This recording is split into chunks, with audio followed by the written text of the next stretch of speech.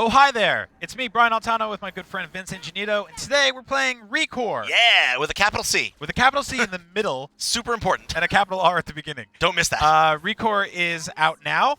It's we gave it a 7.3 on IGN. I sure did. Is that your controller vibrating? Yes, it is. It's very erotic. It's very loud. Yep. It's a very loud buzz. That's what I hear. That's what people tell me. So this is IGN Plays Live. You can tune in, which you're probably doing already, or if you jump on YouTube, you can watch it there. You can watch it on Twitch. You can also watch us on Facebook. We're live pretty much everywhere. Any of the apps, Roku, if you're on PS4, Xbox One. Roku. A lot of people watch. There's at least 100 people that watch this. Roku's pretty sick. At least like 30 or 40 people watch this. That's Roku with a capital R, not a capital K. So we're playing ReCore, which is not Roku. And if you've got a question for us, hit us up. Use the hashtag IGNPlaysLive on Twitter. Or leave a comment, and as soon as a laptop materializes in front of me magically, I will answer those questions for you. Now, Vince. Yes. You reviewed this game. I certainly did. And you gave it a 7.3, which is that's good on our scale? Yeah, absolutely. It's a good on our scale, and like I liked the game quite a bit, to be honest. Like, I know people, it's tough with the way that people look at review scales these days, and they're like, oh, only a 7.3? Right. That game's garbo. And I'm like, no, it's actually not garbo at all. I think, honestly, if you play action-adventure games, I don't see any reason why you shouldn't play this game. I've heard this described as sort of Mega Man meets Metroid Prime, that it all sort of falls into place in a kind of open world-ish game that feels very PS2 GameCube era. Yeah, no, it definitely. Okay, so of all the comparisons that people have made between, and it's understandable, right? Like, people are talking about it being similar to Metroid because it's made by Armature partially, and Armature is full of ex-Retro employees. So that's understandable that people would feel that way. But and then people, of course, are saying that it's like, oh, with Mega Man, right? Because hey, there's robot stuff, right? So that makes sense that people would think about it. Also, because Keiji Inafune and Concept, the company that he started when he left Capcom, are involved. So naturally, people do feel like there's some kind of relationship there, and it's not totally unwarranted. But you want to know the comparison that no one has really made that I think is actually probably the most apropos is it's like Legend of Zelda with bots. Okay, that sounds awesome. Yeah, it's honestly the structure of the game, the action-adventure elements of it, the way, like, it's a big overworld that you can wander and fight roaming packs of enemies, but then there's also, but then on top of that, there's also, like, side dungeons to explore, the need to use acquired items and abilities to traverse areas that you couldn't pass through before. To me, that's all, like, it feels very much like a Legend of Zelda structure. In fact, the prismatic cores that you're spending so much time trying to collect and find in this game, it's especially down the stretch. It's not unlike the searching for more Triforce shards down the stretch of like Wind Waker or pretty much any other Zelda game. So do you think a lot of people bring up comparisons to a game like this because it's new and it helps them sort of fit it in the box somewhere? Oh, sure, absolutely. I mean, like, so. Especially like as like someone like my focus at IGN is mostly reviews. I do a lot of review stuff. But what's interesting is that there's a general feeling that like making comparisons like that is kind of like lazy. Yeah. And like, sure, if you're a professional game critic and you're writing a comprehensive review, comparisons like that are not useful, right? But as a shorthand to explain to people who don't understand a game or don't know about it, like kind of what they can expect out of it, like totally useful. And I can see why people make comparisons like that. Like it's if you have 10 seconds to tell your friend what to expect out of this game, then like making comparisons to stuff that they already know about is like an easy way. It's an easy win, right? If you only talk in like tweets, basically. Right. Which, I mean, who doesn't these days? So exactly. So I think it's important to note that this game was revealed at E3, 2 E3s ago, using a pretty cinematic, really awesome trailer that didn't actually show any gameplay. We didn't actually see what this game looked like in motion until not very long ago, probably less than a year ago. Right. No, that's true. So it's kind of cool to see that this turned out really well, or at least good on the IGN scale, in the sort of the mid 7 range. Sure. Especially after Inafune didn't really have the best year with something like Mighty Number 9, which I also reviewed. That broke my heart to review that game. So did you go into this one going like, all right, well here we go. I hope this works out. Yeah, I was kind of like this is the plight, right, of being a reviewer, is that like sometimes you have to like pan your heroes missteps And I wouldn't say I panned Yeah. Mighty Number 9. That's a strong word, I think, for the score that I gave the game. You gave it in the 5s, right? Yeah, exactly. Yeah. And so, like, yeah, I definitely thought it had its issues. But, so yeah, it was like, I've said this to people before. Like, I literally have an Inafune signed original Mega Man instruction manual, like, mounted on my wall. Really? So, like, this guy is like my hero and someone I admire and whose games like have meant a lot to me over the years. So believe me, to have to give a game of his that's supposed to be a spiritual successor to a game that a franchise that I grew up with and loved, very, very difficult. So, like, yeah, I was prepared to do that a second time if I had to, but I'm glad that I didn't have to. Yeah. I'm glad that like I kind of went into it thinking to myself like, am I gonna play this game and go, okay, well that's where some of the time and resources went that maybe didn't quite get see at least that didn't show up on screen when I played Mighty Number 9. Sure. And I feel that way. I think honestly, people have said different things about the way they think the game looks. We're playing right now on PC with settings maxed. And the great thing about ReCore and how it's optimized is that on the PC side of things, it's actually quite well optimized. You can on the PC, I would say even a mid-range PC or an older PC can totally handle the game at max settings. You don't need to have like a ridiculous, insane, overpowered PC in order to run it. That's awesome. Yeah, but it's like so odd to me, right? That like the Xbox One version is like not as well optimized. Like it's not, it's by no means like horrible or unplayable. Yeah. But it's got like longer loading times. And longer stuff like load that, times, exactly. And is there like some pop in and stuff? Yeah, there's a little bit of like technical issues. Like the frame rate is definitely not like this is so silky. You know what I mean? Like this just played. Whoops. Yeah, this is just so silky and nice.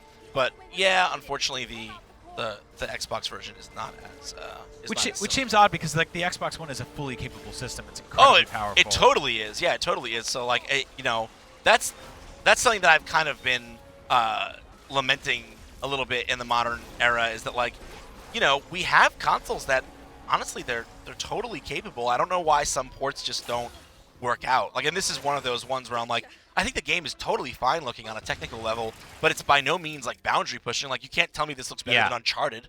Yeah. Right? So it's like I'm not sure why the Xbox One version couldn't perform quite the way I think it could have. It's definitely no Uncharted. That is a very beautiful ball, though. It is, right? Like the shaders and the lighting effects there. There's something cool happening there. Yeah, no, it's really cool looking. And I do like the sort of mix in this game between. I'm skipping all cutscenes, by the way, guys. Just kind of like the tangible cloth textures and stuff that feels earthly, and then stuff that's like very more mechanical and kind of grittier. So tell me a little bit about the gameplay loop in this. Oh, somebody just asked, can you jump in this game? Yes, you can. Yes. Oh, Joe, boy, can you jump in this game? Like, honestly, one of the things that I think is undersold and unsung about this game, some of the best platforming I've ever seen in a 3D game. That's so cool. Like, if you were a person who like misses like the old like Jak and Daxter or Ratchet games, and you think like that was 3D platforming, like. This is like honestly the craziest 3D platforming this generation. When like first of all like the jumping and the dashing just feel so on point. Like the jumps are so predictable, and I mean that in like the best possible way, in the sense that like you really feel like whenever you jump, you know exactly where you're gonna land. Like there's just enough hang time to the jumps, and like the controls are predictable enough that you always know exactly where you're gonna wind up. So like you build this level of trust up with the game where you're like, yeah, like I when I press jump, I know where I'm gonna end up, and I don't even have to think twice about it. Right. And you'll see like they leverage that fully. Like at the beginning of the game, you're making these simple rudimentary jumps, and then by the end, you're like doing like. Do you remember? This is going to be a random call out, but Brian, you probably remember this. I think it's in World 8-1 of Super Mario Brothers, like the very beginning of the last world. There's a jump that's blind off screen. Like you have to run, and you don't actually see it until you're already in midair, and the platform is this thin. You know what I mean? With the bottomless. That's the one that killed us all as children. Like that was the one that always got us. And like the game is filled with jumps like that later, where it's like 6 moving platforms with rotating laser beams and timed barriers, and the platforms you're jumping between appear and disappear like an old Mega Man game, and you're like, you look at it and you're like, well, that's impossible. And then like you just say screw it and you jump and it just works. Like well, you've learned throughout the course of the game like how long your jumps are and how many dashes you have and Sure. and how it all should look and feel. And then like at a certain point you're just like, whoa, I just like neoed my way through like something that looks impossible, and I didn't even like have to think about it. And that's something to say for how great the platforming physics are in this game, because there are many games like that where you take that jump and variables out of your control fly into your view, and you're done. And sometimes it's like if the controls are slippery or the platform feels floaty or your character doesn't have as precise movements as you want, it breaks the entire sequence in a scenario like that, because you go, well, I don't have any trust in this. So now you're crafting in Jules' home. Yes. So this is what we're in right now is Jules' Crawler. Okay, so these are like basically like huge, comparatively speaking, compared to other escape pods. Like it's a massive escape pod. Sure. That basically like has a cryo tube in it to keep people alive. You know, I don't want to spoil too much of the story, but you know, the idea, the kind of general story here is that you know, a bad disease, a terrible disease started to ravage Earth, and so we kind of made an escape plan, and part of that plan was to come to this planet called Far Eden. And so what we do is essentially everyone has to evacuate, but you know, obviously we can't just evacuate to a barren planet. We have to like, you know, terraform it first. So the idea was, let's send a bunch of people who aren't contaminated to this Far Eden place, put them in cryo sleep in huge colony ships around orbit, while we send massive terraformers and a workforce down to the surface. And then the surface people get put to sleep while a bunch of robots finish our terraforming equipment, and then we're supposed to wake up 200 years later. The maintenance people on the ground are supposed to make sure everything went to snuff, and then they're supposed to send a signal to wake up the people in orbit. And that's how it's supposed to go. What happens is Jewel wakes up 200 years later. Oops. And the robots are... none of the terraformers are completed. All the robots have gone rogue, and she has no idea what's happened to the ships in orbit. And she's trying to figure out what, you know, she's trying to get things back online and power things up. But the places where these engineers slept and lived in cryostasis in the 200 years intervening were on these crawlers. So there's several of them on the surface. You'll see a few of them. Is it sort of implied that she's one of the last people left on Earth? Sure. Yeah. Well, she's not on Earth. She's on this place called Far Eden. Right. We don't know how many people, if any, are left on Earth. But, you know, the disease was pretty bad. Pretty bad. It was pretty bad. Not good. Yeah. Not a good thing to do. Yeah. This is very exciting, guys. You get to watch me spend fusion points. Let's take a question. Well, if there are no more questions, let's take one while I do this. A lot of people wondering what our game of the year is, but we'll get to that later. It's still I hate answering that question in September. I never do. Leonardo Kalem says, "Is this an indie game or what?" I mean, like, just be honest with me already. Is this indie? Do I need to ignore this? He goes on this weird rant about graphics or not graphics or bad graphics. Indie, I don't really know what that means anymore. Yeah, it basically means nothing. Like, like Limbo was an indie game that Microsoft published, which is Microsoft is one of the biggest companies in the history of companies. So it's not. I mean, I wouldn't say it's an indie game. Was it created by a relatively small team? Yeah. I guess a relatively small team. Sure. Jake Devier says, "Open world." So that term continues to be kind of a loaded gun, right? Like it's like we're answering a lot of unanswerable questions. Right. Like now. So is it an open world in the sense of GTA where like there's life happening all around you and there's all kinds of emergent gameplay happening? Like, no, it's not. It's definitely a sandbox. I mean, let me open up the map and show you. This is the area I kind of trekked through very quickly and didn't explore in that intro section. This tiny little area is this massive open area extending all the way out to those cliffs and like up there and out there and over there, and like all of this is just this. Okay, then there's the next area which is bigger than that. Then there's another area which is many times bigger than that. Then there's another area that's bigger than all the other areas combined. Wow. You know what I mean? So like, and then there's this thing which has stuff inside, and then peppered throughout all these bigger areas are interior areas, dungeons and places to explore and fight. My God, that does look like a hand. It's a giant hand. Oh, actually, spoilers. I'm not going to answer that question. Oh. It's a hand. So that's interesting because it's like I wouldn't call Ocarina of Time an open world game. Right, exactly. It's not, right. But it's got open world elements, right? right? It's got an overworld. So that's what I would say about this. Yeah. Is it an open world? Oh, hey, that was awesome. Is it an open world game in like the strictest sense of the word? No, I wouldn't say so. Is it definitely like a large world and a sandbox? Absolutely it is. So Sean Perez says, would you compare it to Darksiders 2? Yes.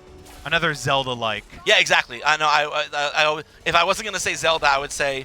In fact, I would say the Darksiders comparison is probably even better, only because Darksiders is more, and this game are both more action oriented than Zelda is. Zelda is like little spots of action, But I would say that arcade style action, is a much bigger part of the experience here. I believe this game has a slightly lower price tag, right?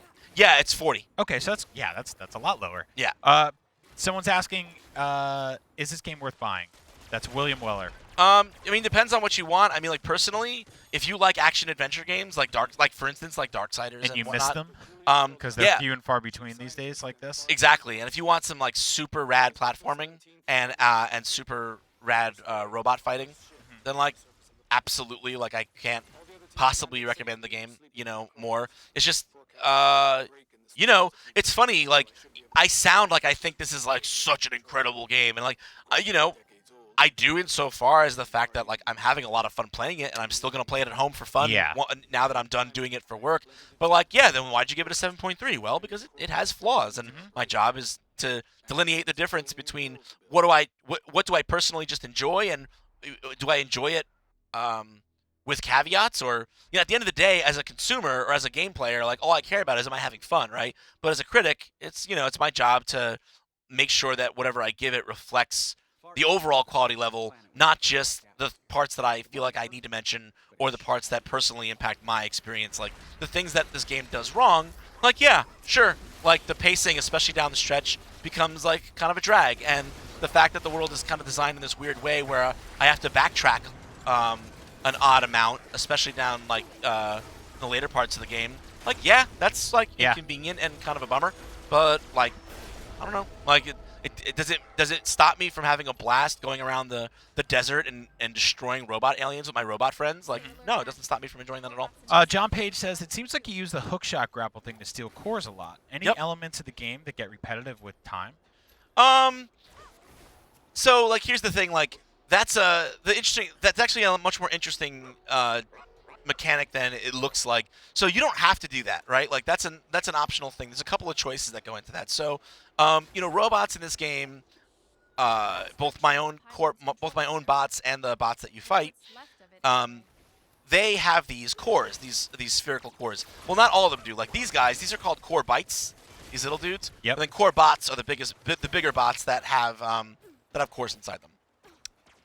And basically, their core, those orbs you see, they're basically those robots' souls.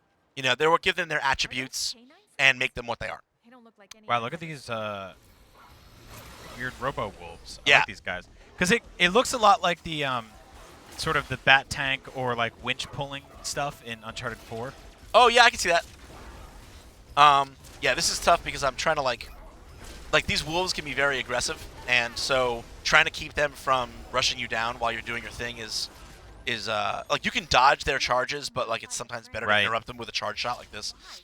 Anyway, sorry, to continue that. Like so, yeah, you have kind of a choice that goes on there. If you want, you can steal the robot's kind of soul, its core, and then you can use the energy from those cores to power up the cores and souls of your own robots. And that's kind of how you improve their stats, their attack and their defense and their energy rating, like you saw me doing before. Yeah. However, if you do that, let's open up a loot crate. If you do that, they won't drop crafting components. Yeah. So it's this back and forth of, hey, I've got a sweet new blueprint for some cool new parts for my bot, for my customizable bot, and so I can choose to upgrade him by getting him better parts, by crafting these better parts, or I say, you know what, I actually really just want the raw stat upgrades, And so you decide I want the core. So that's a decision you kind of make every time time. you fight an enemy. Yeah, exactly. That's cool. I So you like that see, a once lot. you get past that like those little white ticks on the, Yep. now he's extractable. Now I can extract him, or I can just kill him. And if I kill him, you see he drops loot. So he dropped 1 worn piston. So like there'll be some like low level crafting blueprints that will require a certain number of worn pistons. So there's actually a lot of crafting parts. I think I can show you guys that.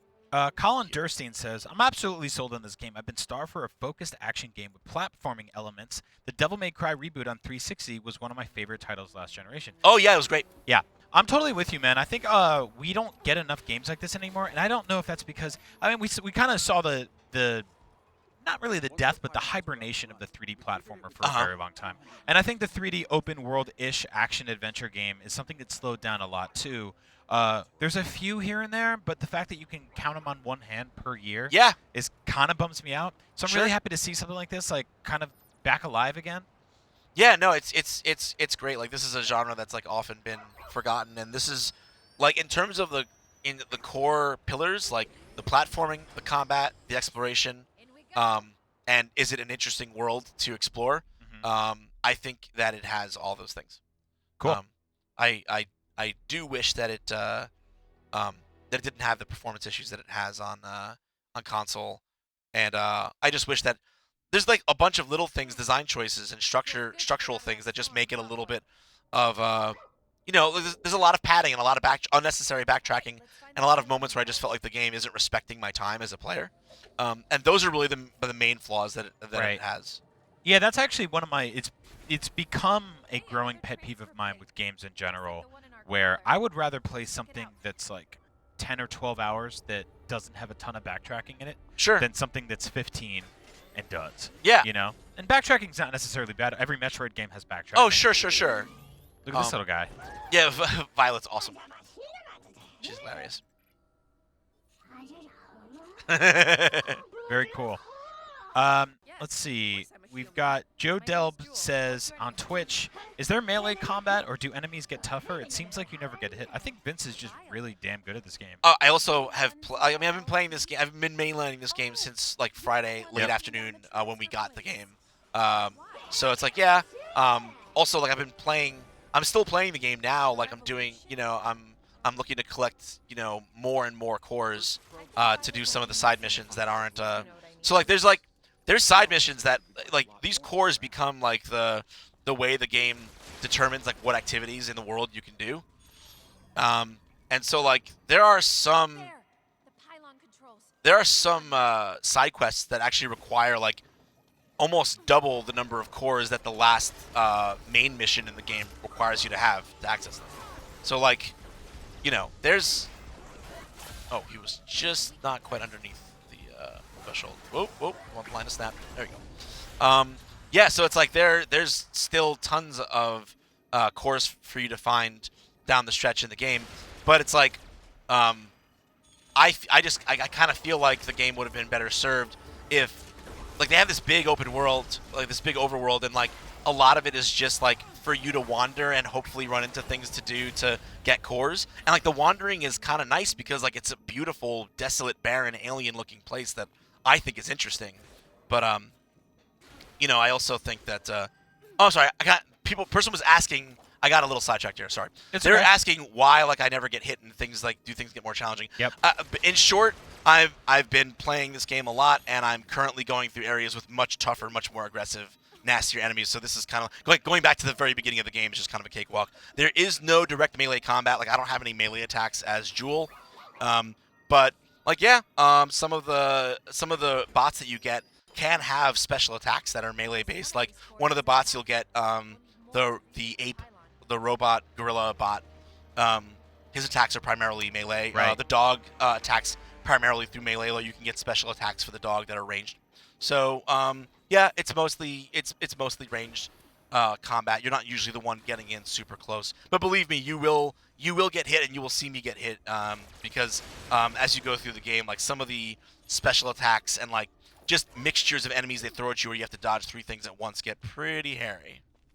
So this is ReCore. It's on Xbox One and PC. Thank you for watching IGN Live. We're still going. We're doing this all day, or at least for the next hour and a half or so. If you want to contact us or reach out to us, interact with us in any capacity, you can head on over to the comments on YouTube. Just go to youtube.com/IGN, or you can go over to Twitch, or you can go check out Twitter and use the hashtag IGNPlaysLive. We'll answer your questions. Vince has reviewed this game. We gave it a 7.3 on IGN. He's played it extensively. He's really good at it. And it's out now, and it's $40. So if you're kind of on the fence on this game, which I totally was, and now I'm not completely sold on, because I really, really do miss games like this, keep watching the stream because we're going to be doing a whole lot more cool stuff. It's a little housekeeping right there. Yeah. There are people in the comments comparing this game to a number of games that I do not see the comparison in at all. Oh, I can't wait to hear this. So I'm gonna tell you the names of these games, and you tell me on a 1 to 10. All right. 10 being yes is exactly like that, and 1 not at all. How close ReCore is to those games? Okay. Number 1, Overwatch. 0. 0. Negative. Yeah. Negative 5. I don't see that at all. It's colorful. It has colors. And there's like some robot stuff a little bit. And there's a gun.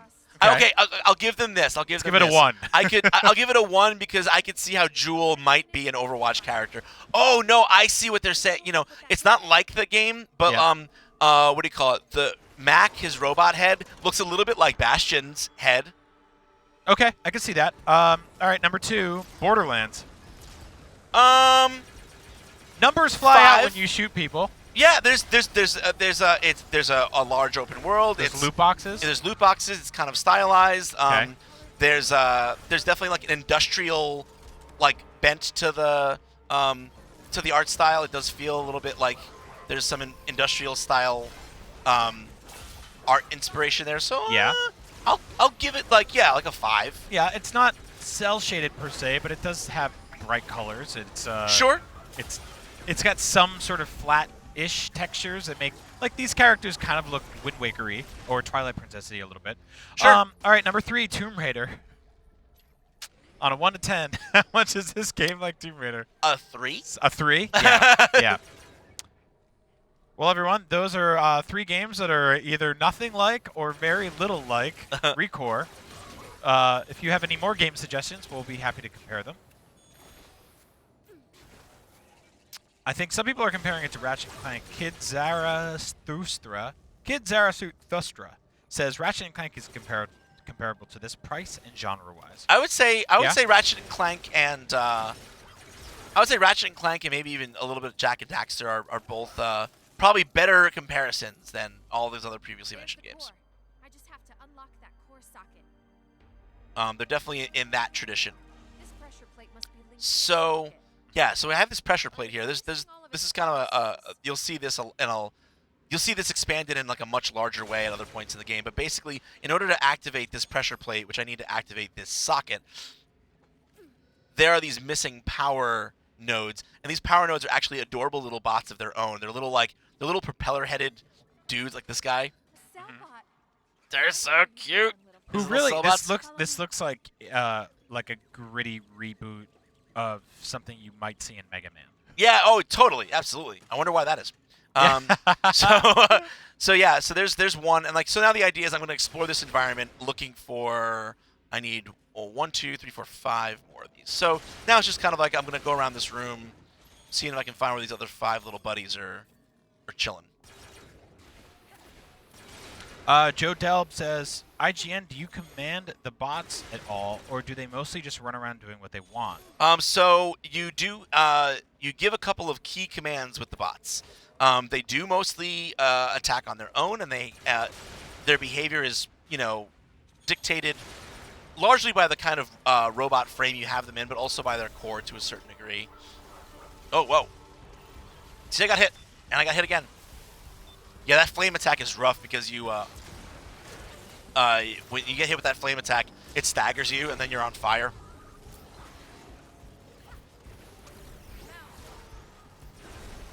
Yeah, these wolves, like several wolves together, especially early in the game, it's tough. That's why I'm not going to extract that guy. I'm just going to, and I use my, you definitely have to use your bot to keep guys at bay. So one thing you can command them to do is do their lethal attack, which is just a fancy way of saying special attack. So when I target an enemy and I press the Y button, that commands my currently active bot to perform their special attack on that target. In the case of Mac, when he's in the dog core, which is what you start the game with, in that dog case, core. yeah, well, I'm sorry, the dog robot, the dog robot. So I it's thought like that was the actual thing they called dog core. dog core. We invented a new genre. Of, Well, it sounds like music. parkour with dogs, which I really want to see. I want to learn how to do that. I want to learn. I want to become a master of dog core. Or it's a music genre. But so like you'll start out the game with the dog frame and the Mac as the core for that frame. So like his attack is he just rushes in at the target and just does a big melee attack on them, and that kind of staggers them. Now, that health increase you just picked up, is that a permanent health increase? Yes, it is. Oh, that's really cool. Can you basically fly in this game? So How many jumps do you get? So you get. I'm glad you're asking that. So you get a dash and 2 jumps. Okay, but you also technically kind of get 2 dashes, and I'll explain that in a second. Because what you can do if you want is you can dash off the edge of the platform, and that doesn't count as your midair dash. So that'll kind of get you out off the platform, and a little bit farther along in the gap you're trying to close. And then you can then from that point on you still have a 1 more air dash. So you kind of get a ground dash you can do off the platform, an air dash and then 2 jumps. But what I just went through, see those energy fields I went through? They actually refresh your jump and your dash. So I can use all my mobility options, then get to that thing, And it resets touch it, and it gives them all back to me. So yeah. So how many bots do I have here? Got 1, 4? 2, 3, 4. There's still Yeah. one guy. Oh, there he is. He's over there. I think I can make this. Wow. There you go. Nice. Yeah, you can cross surprisingly big gaps So just with your basic mobility. In this I game. was going to say, oh man, with all those dashes and jumps, this Yep. game must be pretty easy, but they actually design around that, so you do have to Oh yeah. you do have to be skill-based enough to nail those hops. Like I really want to like. There's a part of me that kind of would love to show you guys like for my later game save to show you guys the nonsense, the trickery, the shenanigans, platforming wise this game puts you through. It's Yep. hilarious. I mean, just watch my video review. If you watch my video review, you'll see times when I'm just weaving through lasers and landing on platforms literally like this big. You know what I mean? And Show off. it's what the game tells you to Yeah, do. yeah, for you know? sure. It's just like it's really funny that way. Lucky Squirrel SS says, "Can I have a shout out, IGN? Big fan. Love the Fallout 4 review discussion. Shout out to Lucky Squirrel SS. Absolutely. Thank you for supporting us. Thank you for watching IGN. Thank you for making us what we are and for allowing us to do cool stuff like have 2 heavy Italians from the East Coast play a robot video game in the middle of the workday, so you guys can enjoy it. And yeah, hit us up on the comments on YouTube, on Twitch. Use the hashtag IGNPlaysLive on Twitter. Just like Heinrich T. Siosen said, he said, "I'm not interested in ReCore, but when Vince and Brian are together in the video, I'm there." So are we. Aw, thank you. Everett Borislow on Twitter, that's gaming_analyst, says, "Will ReCore ever have DLC in the future, and what would you speculate it to be like?" That's a good question. Honestly, I don't really want DLC in the traditional sense for ReCore. I think what would be cool as a free update or maybe a paid one if they really made it substantial is I'd love it if maybe they added some kind of scripted events of some kind to the overworld.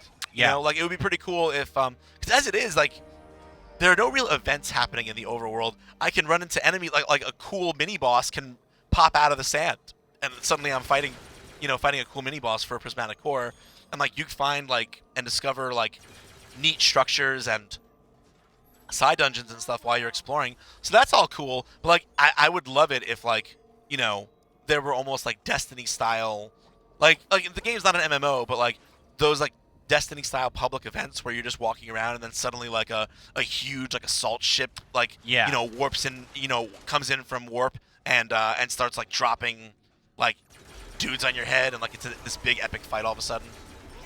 Like I would love to see stuff like that added as like kind of DLC. So cool little nuance to the combat here. Like those lethal attacks are on a cooldown, but if you can see it up there in the corner. Like you can basically right now I can have 2 stocks of those lethal attacks. Oh boy. But what's really neat is that if I finish an enemy off with one of those lethal attacks, it immediately goes on cooldown. So comes off cooldown. So I can finish an enemy if I space it right, like in terms of their health bar. I can be like, oh, like let me kill you with this attack, and then I'll immediately get it back for. See, like right there, I killed that guy with max lethal, and it resulted in him getting it right back.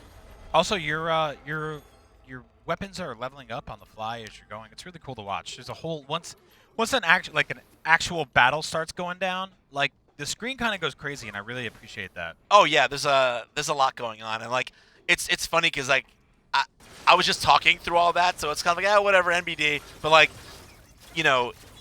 Some of the scenarios this game, like that scenario, even like the first time you come up with that, like I feel confident in it because I know exactly what the tool set is. You know, like I'm familiar with the tool set and I know like what you can do. But like what's interesting about this game, especially again like looking back on the idea that it's not a genre you see a lot of anymore. Like this is think about this for a second.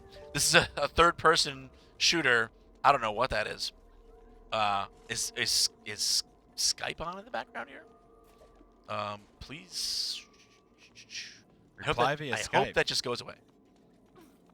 I don't know what that is. This is a new boss encounter. That I don't even think that It's the pop-up boss. I was not even aware that I was signed into Skype because I don't use Skype, generally speaking. Okay, there It's gone. Anyway. We're getting a lot of more game comparisons from people who are clearly just trolling us, and I love them for it. We got Kanan Lynch, Tetris, 10 out of 10. Pac-Man, Identical to all 3. Identical. and to Halo all 3. 5. Let's do a search. Oh yeah, entirely Halo 5. And then Indigo Child says, "Bruh, this is Mortal Kombat." Bruh. Oh god. Can we take a second can I take a second to try to figure this out, or no? Should we? He's a good boy. We can pause. We're gonna pause real quick and We're deal gonna with pause real this quick. pop-up Deal with issue. this. We'll be right back. Okay. Stay tuned.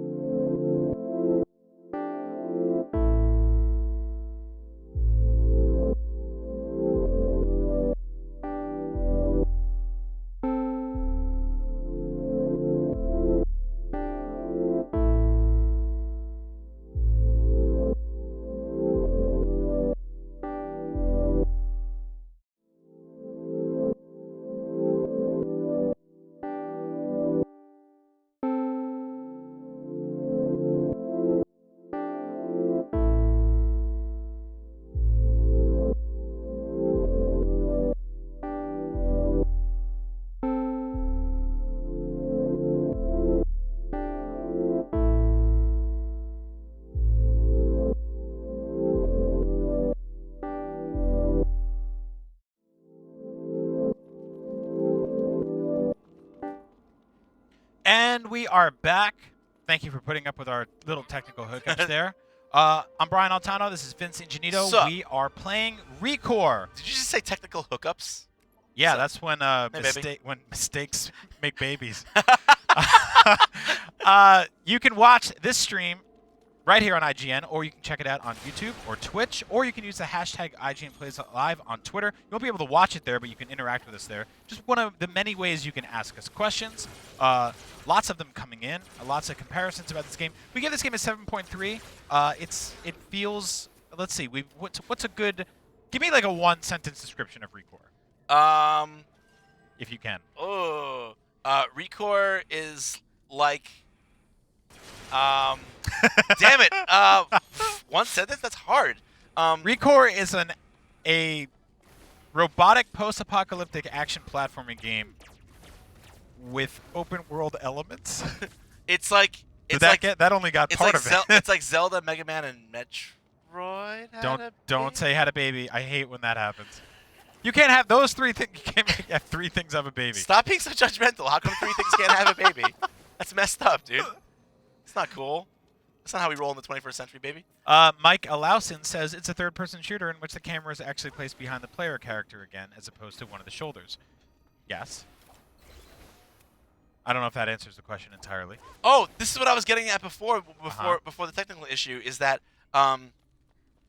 it's interesting to me that it's a third-person game, but like it's a third-person shooter that's not cover-based, and it's not from that perspective at all. Right. Like, so, like, you get into these battles where there's, like, 3 dudes all around you, and you're like, okay. Like, where do I hide? Where's that part where I hide, guys? You know, you're like, where's the place where I recover my health? And yeah. It's like, yeah, you do have regenerating health. Like, you wrecked that ram. I'm trying. Doing what I can. I'm out of ammo, though. Your ammo's just, like, energy-based. Whoa, whoa, whoa, hi. Hi, hi, hi. Matt, get over here. Help me out. Thank you. Get out of here.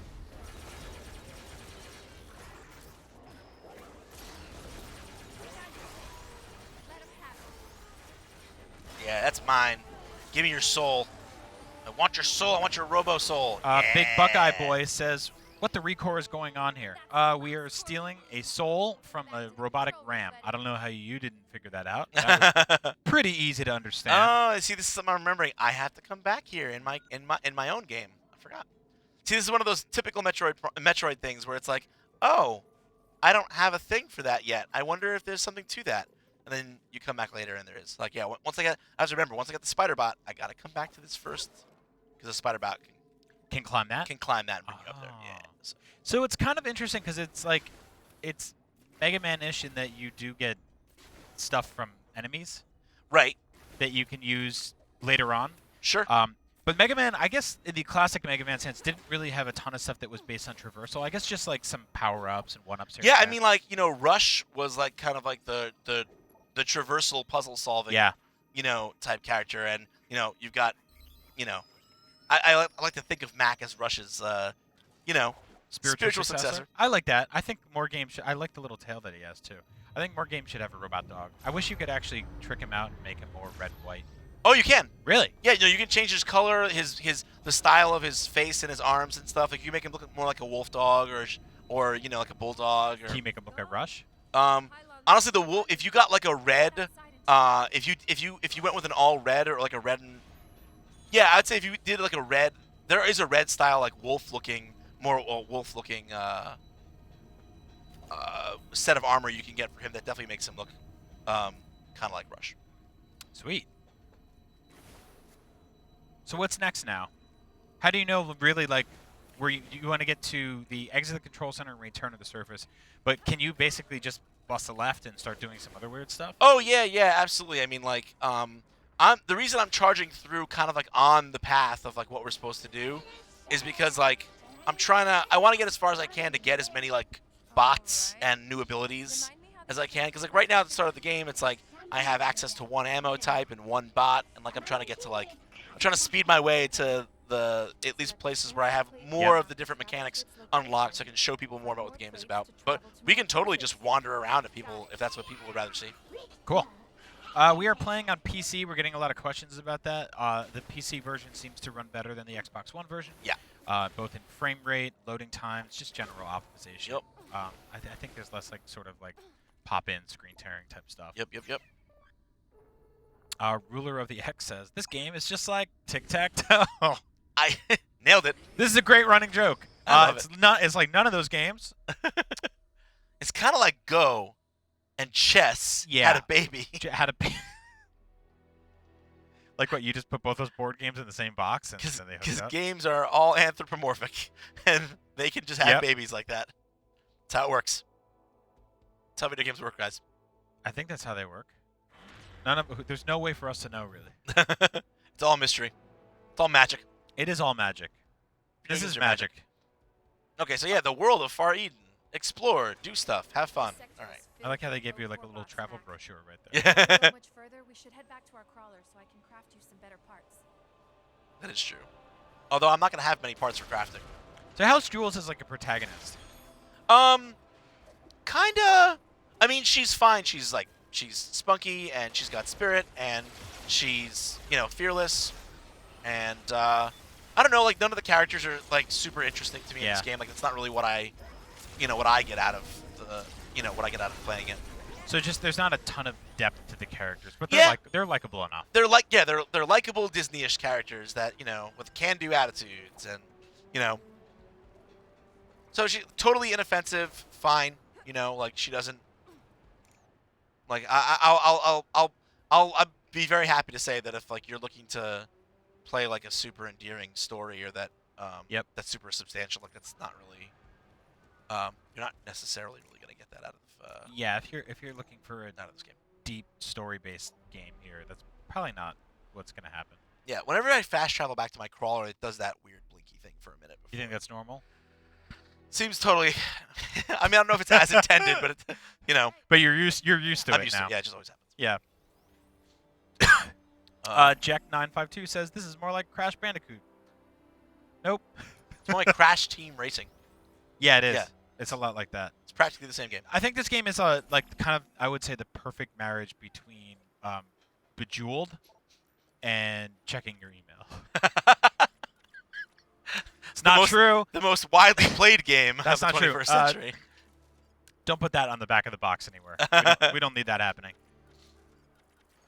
Okay, let's see. Can I make any So cool did you parts answer here? this about how long it took you to beat this game? I know that's a loaded question because there's so much you can go back and keep finding and keep doing. Yeah, it is. It is kind of a loaded question. So the problem with it is, can I make all these? No, I don't have enough for the third piece. I need one more.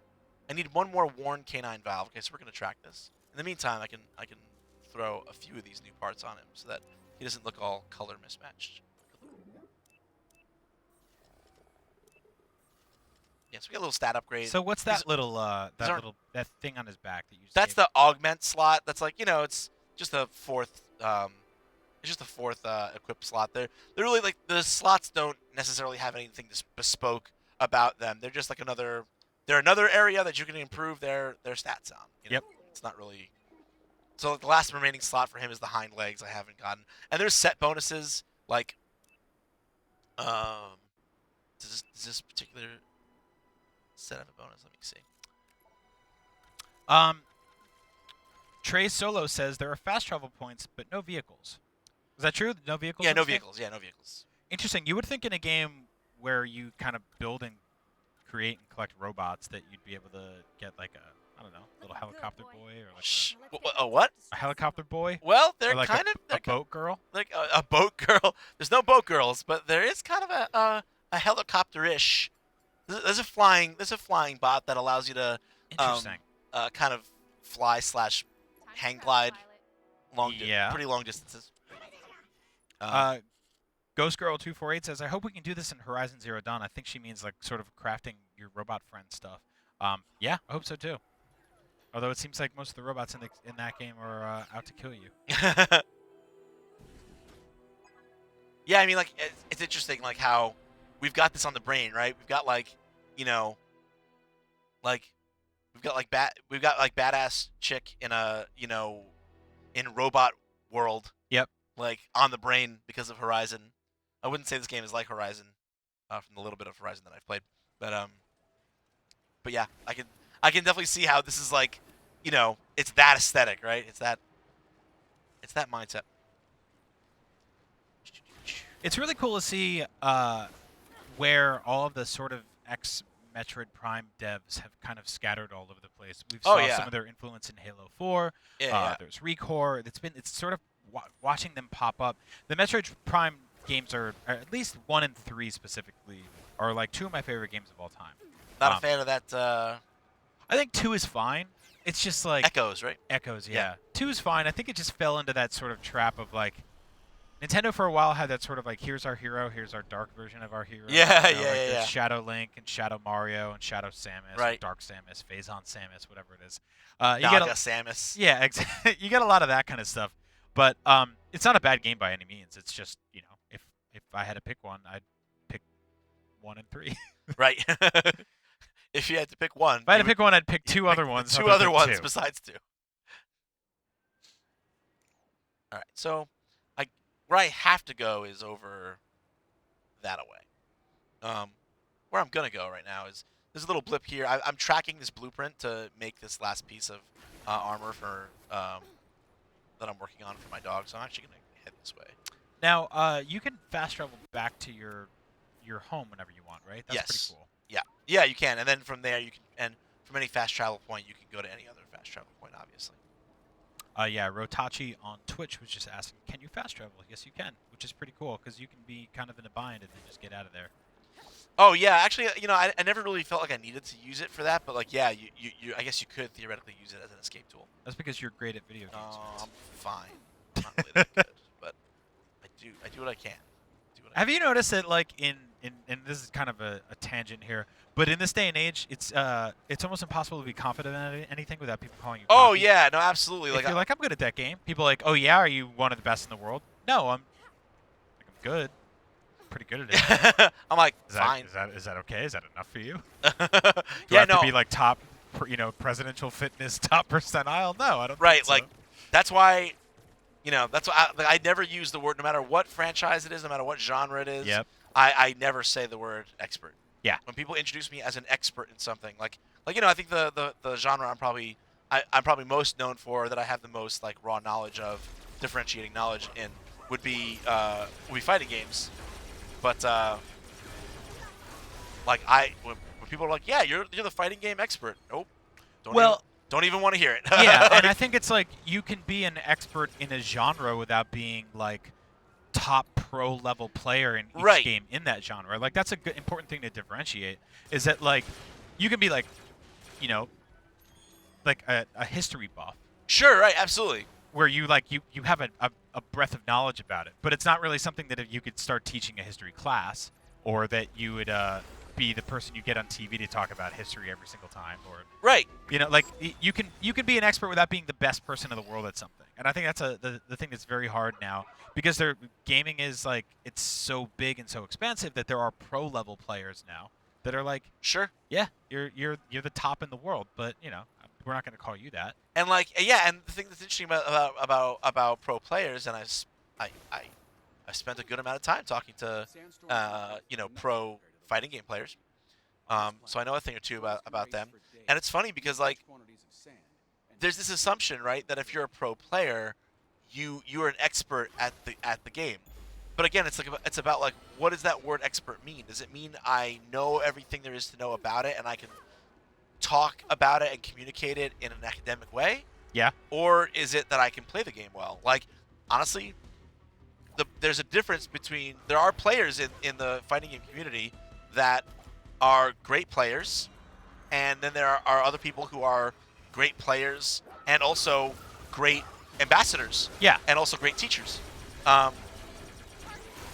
And like, those are different things, you know, Yeah. like, and people who are both, people who can really do both, like effectively, who are both top level teachers and also great academic, you know, people who understand the nuts and bolts in a way where they can teach to people. Like, that's a different thing, right? Like, it's just like other professions too. Like, there's people who do it at the highest, who perform it at the highest levels, and then there's the people who have such you know, a detailed academic understanding of it that they can teach it to other people. Absolutely. And the Venn diagram is not a circle. Like, there are people who can do one or the other, and people who can do both are usually actually pretty rare. Yeah. So speaking of difficulty, does this game have multiple difficulty settings, or is it just pretty much No. you get what you get? Yeah, you get what you get. Cool. All right, so now I want to investigate this distress signal. In order to do that, I need to get through this door. You can see there are these 6 missing socket bots. So now I have to go. Now, like, where are they? I don't know. I have to go around into the environment and go find them. But So no radar, no clues. no, just I do see a green blip over there, so I think I can probably. Oh, okay, okay. So that's what we're looking for. Yeah. Here's Uno. The traversal is really interesting in the way it's designed because I see you jumping underneath platforms. Oh, sure, and yeah. then popping up above. Yeah, because you them. can do a little bit of a right, exactly. Like there's that. It looks always like you're not going to make it. Right. And then there you are. So these platforms are unique because they have little barriers up. Yeah. So you can shoot those barriers down, and it'll only stay down temporarily. So you have to shoot it and then go. Also, sometimes those platforms are moving. When you shoot the barrier off, they stop moving, so it becomes like a game of, you have to shoot them at the exact right place to create a bridge for yourself. But right now, this is like just them introducing the concept, so it's just pretty straightforward.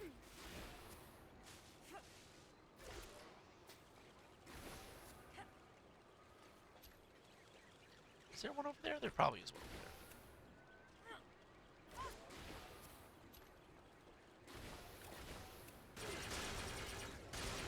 Oh, that's right. There's a dungeon over here. A dungeon. Yep, there's lots of little side dungeons in this game. But let me see what I need to go in. I have the requirements. I can go in. Does anyone want to see me do this? Yeah, Just do I want this, to see yeah. you do this. Yep. It requires you to be level 4.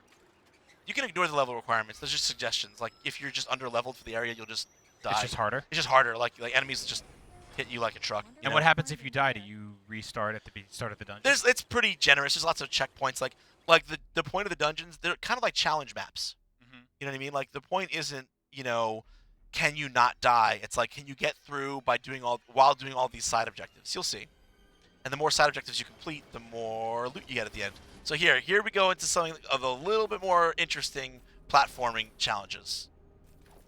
Yeah, right off the bat, you can see this is not as forgiving. You're not jumping on football field size Right, exactly. platforms anymore. There's some moving platforms ahead. That one had a weird speed boost thing on it. That's just kind of like letting you know, like, hey, that's the direction you're headed. Yep. Now, what happens if you fall down here? You have to redo the section. I die, and it'll respawn me at an area relatively close to here where I just retake the jump. But the thing is that if you look over on the side, I have these objectives, and one of those objectives is to complete the dungeon within a certain amount of time. Oh, so wow. like if I don't complete it within a certain amount of time, then I just won't get the piece of loot associated, the reward associated with completing it within a certain number of time. And So if you can do a run where you get all 3 objectives at the same time, Yep.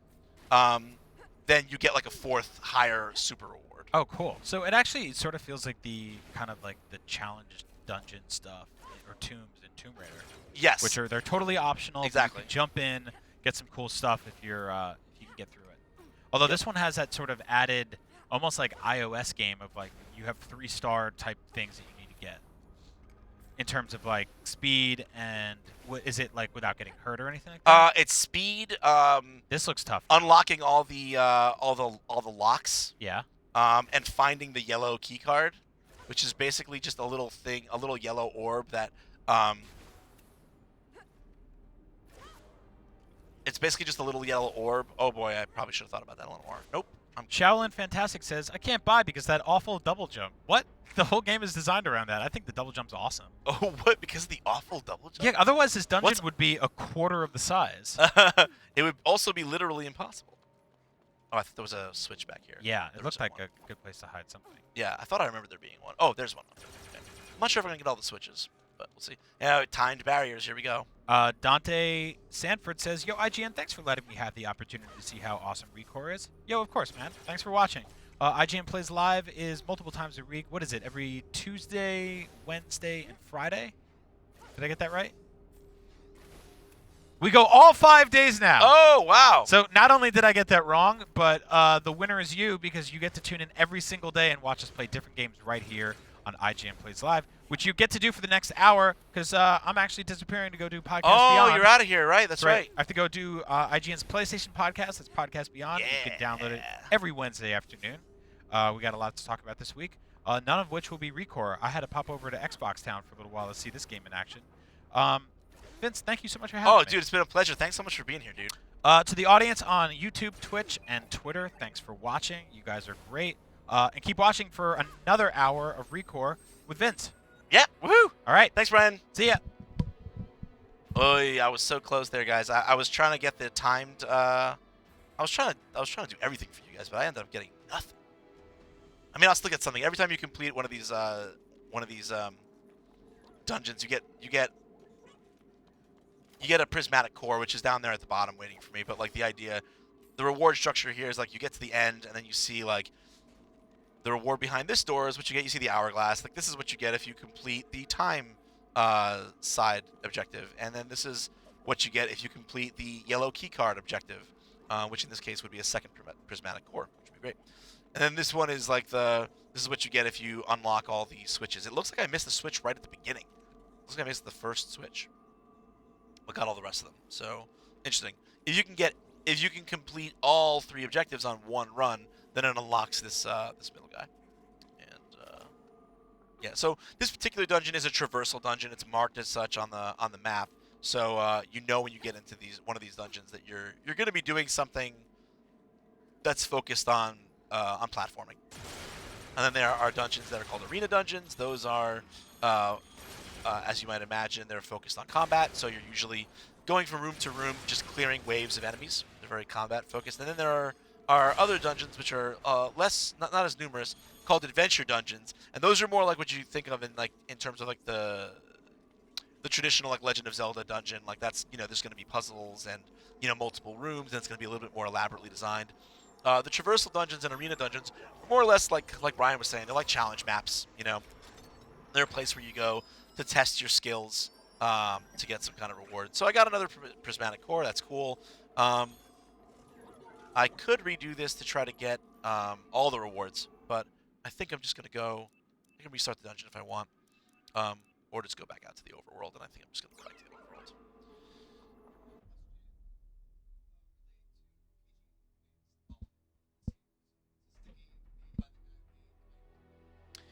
So yeah, I mean, like I'm short version. Yes, you are correct. That is, we had a question regarding whether or not this game was made by the person who made Mighty Number 9. The short answer is yes. He's one of the key creative driving forces behind it.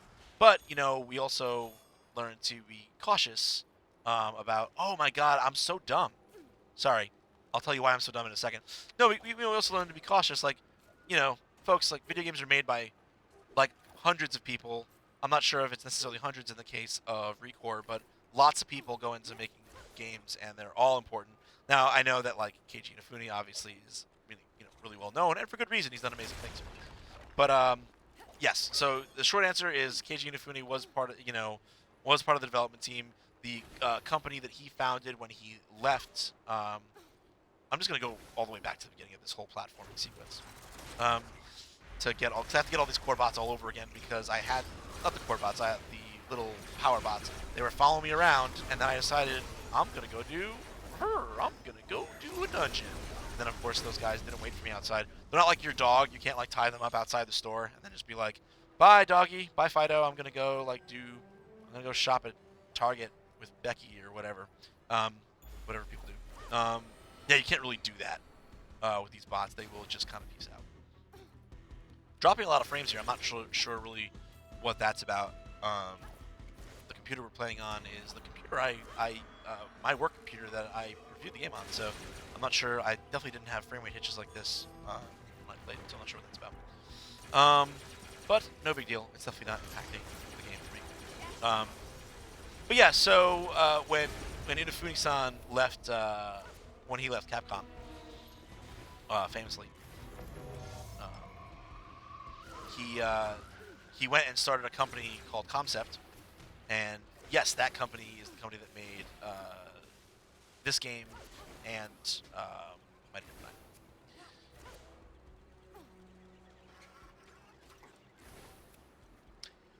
That's a great question. So the question is like whether or not you get any more unique kinds of weaponry, or if you're kind of just upgrading the same weapon over and over again. Yeah, I mean, like you are upgrading the same weapon over and over again. To be honest, like it's kind of interesting and odd to me that like I can see why they did it, but it's kind of an interesting thing that like Jewel's weapon is upgradable at all, because like you don't have any manual control over that. Like, and there are no choices that go into the upgrading with Jewel. The choices are all around the upgrades and configurations for your core bots. So yeah, I mean, Jewel's weapon, it stays the same throughout the game. You will be able to get I have a white neutral shot and I have a red shot. I'll be able to get a yellow shot and a blue shot, and I also have a charge shot. But like that's like what you see is what you get. Like that's what you get with the weapon, with her weapon in this game. The weapon variety, quote unquote, comes from putting different cores in different bots. There's 5 different bots, 3 different cores, and depending on every bot core combination has a different special attack or lethal attack. So that's where kind of like the weapon variety comes in. You'll see different like beam attacks and melee attacks and area of effect attacks and targeted attacks. Oh god, I'm on fire.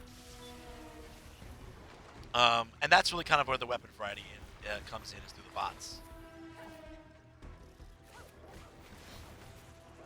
I don't think I have all 6 of these dudes. I think I missed someone. Let's take a look. Who's missing? Who's got to come home still?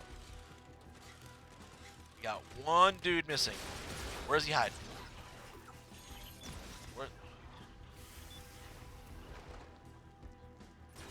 The soundtrack is solid. It's just a little sparse, maybe. Like, there's not that many tracks in it. Like, it's kind of dynamic. It shows up, it like ramps up during combat, and kind of goes into more of this atmospheric din when you're just walking around the overworld. I like what's there, but it's all kind of I don't want to say it's generic, because like that's like not, that kind of does it a disservice, makes it sound bad. It's just like it's so funny how like people sometimes try to insult a soundtrack or insult music by saying that like it was forgettable, and it's like, I don't know, like 90% of music in a video game kind of is, like, except for the really, really special iconic ones, because like its job is kind of just to help build an atmosphere and you know a feel or a tone. And I mean, if it does that well, then like it's like, to me, it's a good piece of music. Like not every piece of music is going to be like this jingle that you remember forever. Like, like that's pretty rare and special when that happens. Oh, there's the last one. I wonder if that's something I can just get to. I see. Yeah, I mean, like it's kind of like not cool to have the expectation of like every soundtrack being this like epic, memorable, music that you bump in your car, just blaring. Not every soundtrack is like that. So I would say like the soundtrack in ReCore is it is competent. It serves its purpose. It creates sense of drama and tension when you're in the thick of combat, and it creates a sense of kind of calm, mysterious kind of ambiance when you're not in combat, and it's good enough for me. Sure.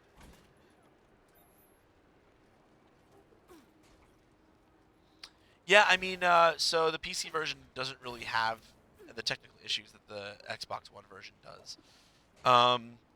So, like, are there any major bugs that I've encountered? No, like I haven't had any big.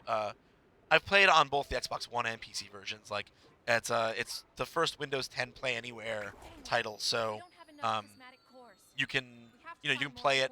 It just seamlessly, just like cross save, on Sony platforms.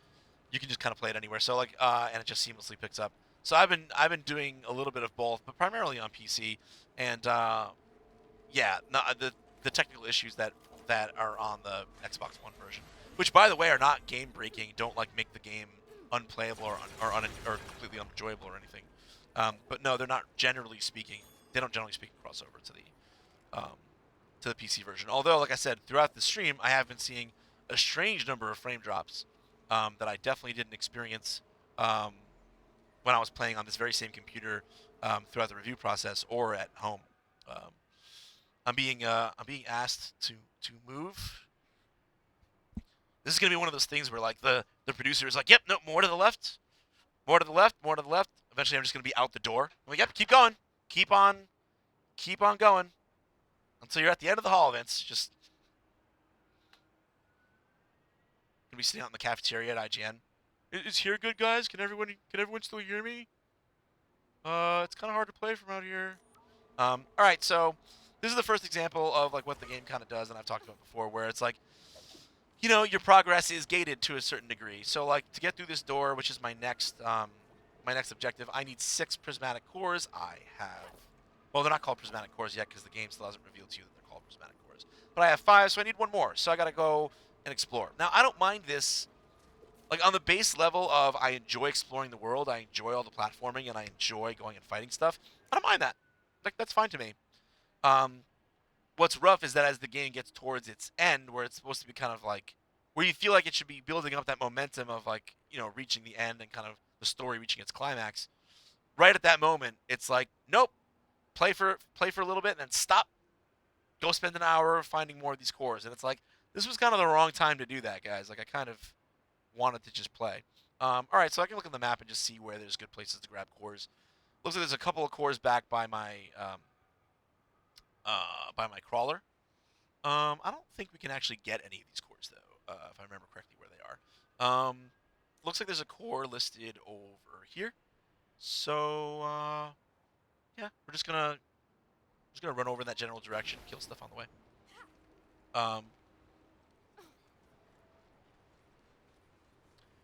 A little bit. So I would say the degree to which it gives off a feeling of Metroid, is that, so to me, like Metroid is all about, like if you're gonna say like give me 5 words, like single words that describe Metroid, one of the words I would put on that list would be lonely. Like the game just, Metroid feels like you are isolated in an alien place, and aside from the rare times when Jewel converses with somebody, which doesn't happen very often in this game. Aside from that, you do feel very much, especially when you're going through like the sand dunes and stuff, which I don't know if we'll get to, like the really wide open dunes. But when you get into those, especially, you really feel like there is no one and nothing here. Like you are alone in a place that mankind was not meant to be, and that's a super, like it's a super scary feeling, but also a really cool and powerful one. And it's one of the things I look for in sci-fi in general, not just games. Like I like that feeling of isolation, that feeling of being in a place that man was never meant for. Like I really enjoy that. Like that's what like Metroid does, and I definitely feel that that ReCore shares that motif.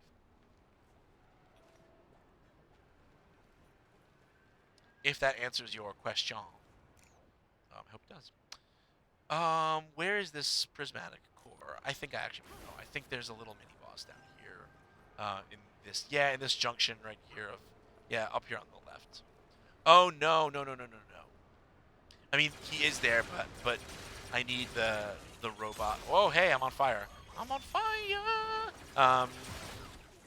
Yeah, no, you need the robot mech frame to get that one. Okay. That's not gonna work. What about the Crucible? Can't go to the Crucible yet, because I don't have enough cores. Where do I want to go? Do I want to just go back? I could just go back to that. Yeah, let's just do that. I'm actually gonna go back to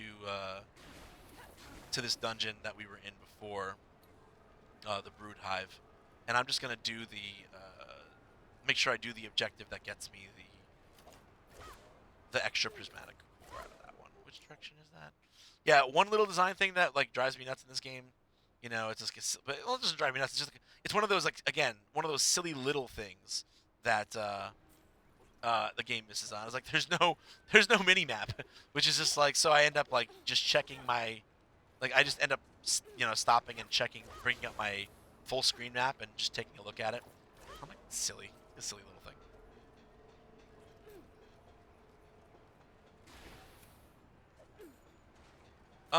Not really very much. I mean, I messed around with it a little bit on the first day. Like the first day I played, realized immediately that's not really the way you're supposed to play this game, and just went over to controller. I mean, but I have kind of contentious views about this stuff. At least I think my views are kind of contentious. People always seem to kind of fight me on this. But like my feeling about this is that like, so a lot of people love mouse and keyboard, and I love mouse and keyboard too. Like mouse and keyboard is awesome. But the idea that mouse and keyboard is like universally the best for any game, you know, especially any game with shooting in it, is kind of a misnomer to me. I think what people fail to understand is that like what people fail to understand, I feel, is that like it's about how much precision do you actually realistically need in order to play the game well, and like there's just no need for precision in this game. Like yes, you can free aim like this, like if you want to, you can totally do that. But like there's a precision shooting is not what this game is about. It's about, you know, like you can lock on, no problem. It's definitely like a lock-on based combat system. So like there's no such thing as a headshot or like hitting a precise little weak point. Like none of that is part of the game. Like it's just not the way the game is played. So for people to be like, you know, I mean, maybe you just feel more comfortable with it, and that's cool. You know, you might just feel more comfortable with a mouse and keyboard, and that's totally fair. And if you do, like, whatever, the controls are totally competent in that way. But I definitely feel like in games like this, you're actually hurting yourself when you play with a mouse and keyboard, because while a mouse and keyboard might give you more precise aiming does nothing for you in this game. And an analog stick gives you, I'm sorry, but way smoother, more cohesive control of the movement of your character than WASD does. It's just like, WASD is totally fine for games where the reticle is doing all the fine movement and your feet are just doing all the general movement. But in 3D action games like this, it's the exact opposite. Like the precision of your aim means nothing, and the precision of your movement and your jumping means everything. And so I just feel like in that, because of that, I don't recommend playing the game with mouse and keyboard. Not because the mouse and keyboard controls are particularly busted or anything. Like they work fine, they're totally functional, they're totally there if that's what you prefer. But yeah, you're definitely, to me, playing this game with mouse and keyboard would be like almost like the equivalent of like trying to play Counter-Strike with a gamepad. You know, like you're kind of not getting the precision where you need it, and you're getting a bunch of extra precision where you don't need it. So that's my thoughts on that. Oh, I actually haven't done the Brood Hive yet. This is just the dungeon I knew about. So yeah, I'm gonna go ahead and do this. So I need one more prismatic core. So yeah, that's what I think about that. Yeah, but I don't really mind all the wandering around in the game. Like I think the art style is kind of interesting. Like the kind of lore that's built into the look of the game is interesting. Like you look around and you see all these like half-finished, like kind of dilapidated industrial buildings and these alien-looking like monoliths just looming in the background, and like the instinct is to be like, oh well, all this stuff is alien, and it's like, well, you're on an alien planet, but like those are man-made trappings actually. Like it's weird because like the lore of the game is that, you know, Jewel has woken up after like 200 years of cryosleep, expecting to find like paradise, basically, a paradise constructed by bots for humans, and she wakes up and she's like, this is basically just the desert with a bunch of half-finished buildings in it, and it's such an unsettling look. It's like you can't tell, half the time you can't tell, it's like, was this the beginning of a new civilization being erected, or was this like halfway through or the aftermath of that same civilization being destroyed? You know, it kind of looks like both at the same time, and it also looks kind of like alien, but simultaneously kind of familiar. I really like the art style. So like walking around the world, to me, is like totally totally interesting, and I get a lot out of it. I don't mind it at all. Oh, that's right. I keep thinking to myself, I'm switching to blue. How come this guy's not dying faster? Oh yeah, I don't have.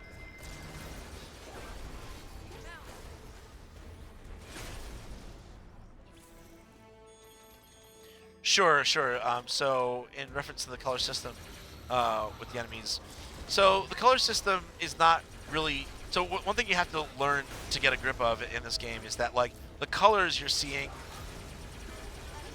the colors you're seeing are not, and the kinds of enemies I'm fighting are not correlated with one another. Like, you know, Spiderbots are not blue, wolves are not red. Like that's just not the way the game works. So you have to get that into your head first. Is that the color is going to determine for you what kind of special attacks and attributes they might have, not what their core behaviors are. So, for instance, blue. Oh boy, getting lit up. So, for instance, blue enemies, they usually have special attacks that allow them to stun you. And if you're stunned, then you if you're stunned, then you have to waggle the else. You're basically incapacitated. You can't do anything. You can't move. You can't shoot, and you have to waggle the stick back and forth really quickly to regain control of yourself. So yeah, yellow enemies, their special attacks will often inflict a status called I believe it's called disrupted on you, and basically it lowers your movement speed, and you have to mash the jump button to break that. So you're kind of like, it's very difficult for you to dodge or avoid attacks and enemies and get space between you and them if they're charging in on you. Yellow enemies can also they have a special ability called reboot, where as they get close to death, they can actually reboot themselves by putting a shield around them, and that allows them to get like a portion of their health back. So you want to try to break them out of that move and not let them do that. So it's things like that. It informs what special attacks they have, but not there's not a direct necessarily relationship between that kind of enemy. So like any given enemy type, you can see multiple different colors of that. You can see a blue version, you can see a red version, you can even see a purple version that's got attributes of both red and blue. You can see a green version that's attributes of, yellow and blue. An orange version that's attributes of yellow and red. But the important key thing that you have to remember is that you get bonus damage for attacking an enemy with the same color ammo of their type. So like I'm fighting red enemies right now, and I'm hitting them with my red shot. I'm getting bonus damage. That doesn't mean I get less. That doesn't mean that like blue, red. That doesn't mean blue, yellow, and white have some kind of reduced damage. There's no like elemental chart. It's not like red is strong against yellow but weak against blue. Like it's not how it works.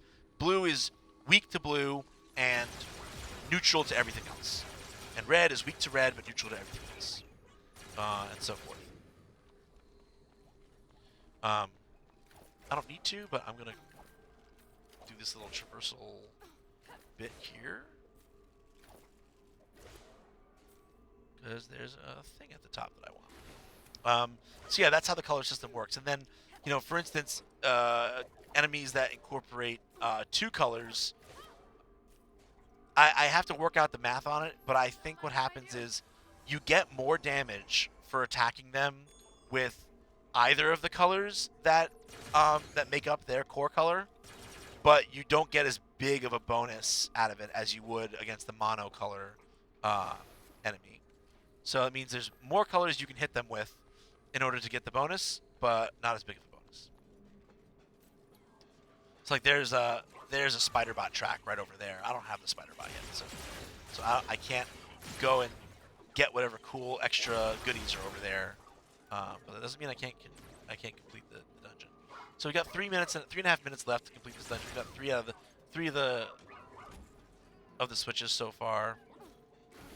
I don't think I'm not really playing for these objectives right now. I'm mostly just trying to play competently, have fun, answer your questions. So yeah, like for instance, these guys are blue. I don't have. Oh boy, that wolf is Yeah, so like red wolves have that flame attack right there, where they fire flames out in like a cone. So that's what you have to look out for. Whereas red apes have this area of effect flame attack that makes all these concentric rings of flame all around you.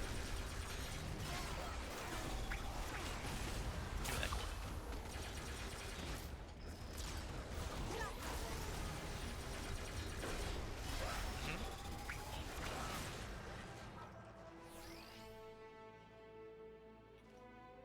So, like, Sure. So the question is, like, do you repeat a lot of the same environments and a lot of the same gameplay, or does the game mix things up a lot? I mean, the core pillars are the core pillars. You're going to spend a lot of time in this game jumping from platform to platform, shooting at robots, and upgrading your characters, and exploring environments. So, like, yeah, that is what you're doing, and that's what you're going to see a lot of in the game. Like, is it repetitive? Like, that's the funny thing is that, like, I know this probably sounds like a cop out, but like every game is competitive, right? Like every game has its loop, and whether or not it gets repetitive or boring is just down to like how well designed that loop is, and like if there's enough interesting permutations on it to keep it fresh. I think that in terms of the platforming and the combat, like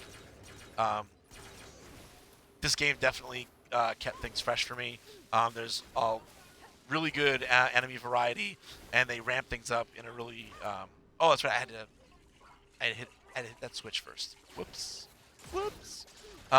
Like, yeah, the different kinds of frames, the different sizes, the different colors, and the special abilities they gain because of that. I don't know, and just like the overall nature of the combat is just fun and constantly gives you like decisions to make and things to think about, and so for me that never got boring.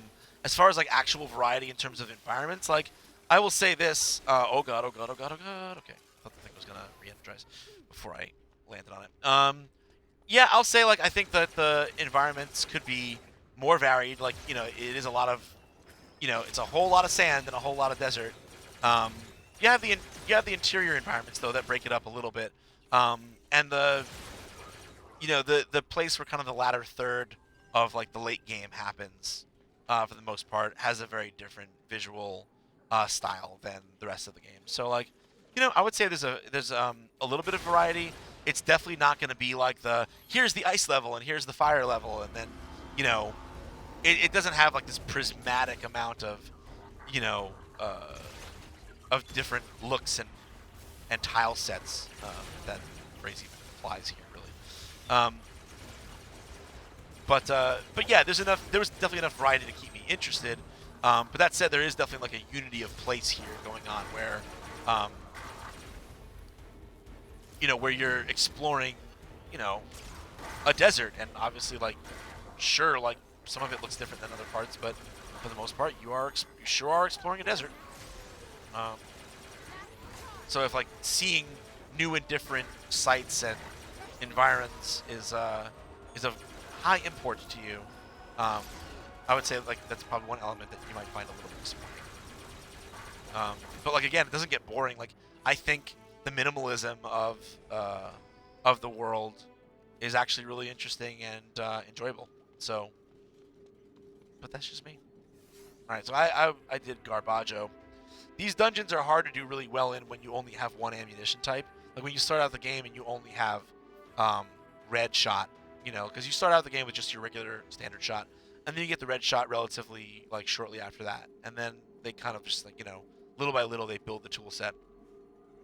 So when you just have the red shot, I mean like any enemies that aren't red are they're not going to be hard, but they're going to take way longer for you to take down.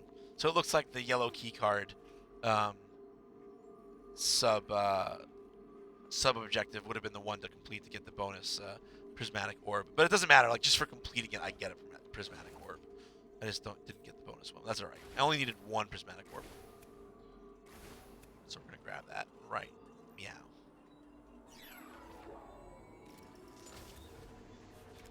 And then I think I could just head to the next objective point, but I think we have enough to make that blueprint that I was tracking.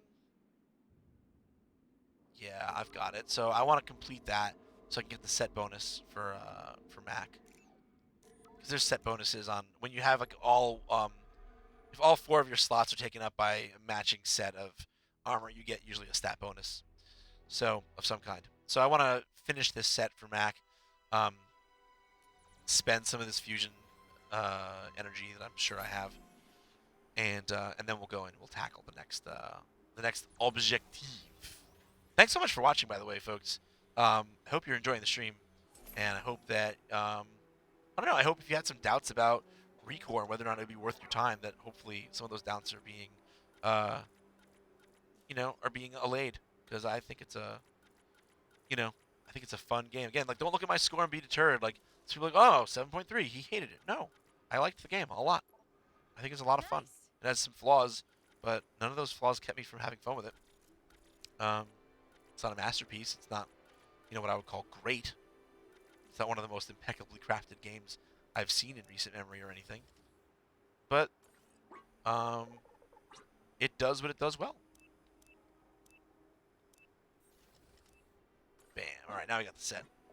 All right, the set is, oh, nice. Yeah, the bonus 15% to recharge rate on your special abilities. So that's great. I like that. I like being able to use my special abilities more readily. You can see Mac is very happy about his new shiny red butt. As, dogs get excited about these kinds of things.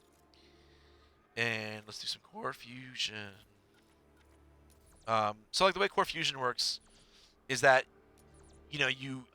I'm stealing these souls, these robot souls from these core bots, and I can steal red, yellow, and blue cores, and then when I get back to my crawler, those cores get converted into fusion energy of their corresponding type. So then I can spend those points to upgrade the stats of my bot. So red stuff, the red cores allow me to upgrade attack. The yellow cores allow me to upgrade defense. The blue allow me to upgrade energy. And the thing here that's key is that as I upgrade these more, it becomes more and more expensive. Like, as I upgrade one stat, it becomes more and more expensive for me to upgrade that particular stat. And at every level, there's also a maximum that I can't go past for that particular stat. So, like, I can grind as much as I want, but, like, for instance here, like, from Mac at level 9, which is where he's at right now, like, the highest my defense can be is 163. So that's kind of to prevent you from going out into the world, because enemies respawn whenever you go back out into the world. So that kind of prevents me from going out and just farming cores and being like, yeah, I'm just going to make, like, at level 9, I'm going to make my Mac just beastly and just steamroll the content. Like, you can't really do that. What's nice about the Macs, too, being right there is that it gives you a sense of, like, how far behind or on par you are to do the upgrading, to upgrade your peeps. Like, because when you level them up, they only get better by, like, a preset minimum amount. If you want to get, like, real gains, you need to pump core energy into them. So yeah, we're gonna fast travel over here to where we couldn't get in before because we didn't have enough cores. Now we have enough cores. No, this is not. I totally lied to you. Mistakes were made. Decisions happened. Oh god. Oh god. It's not a big deal. It's fine. But oh my god. The Cavern Rush is not where I need it to be. My bad. Let's get it. Yep. Got a question coming in.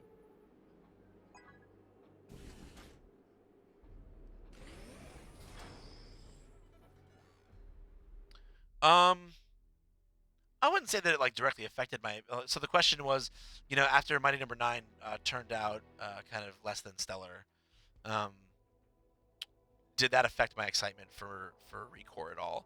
And I don't want to say that it made me go like, oh, well, now ReCore is definitely going to be terrible or something like that. Like, it wasn't that extreme. But what I did worry about a little bit was, yeah, I mean, I did have a concern. I was like, should I be concerned? Does this mean that that maybe like you have that worry, right? Like we're in this age where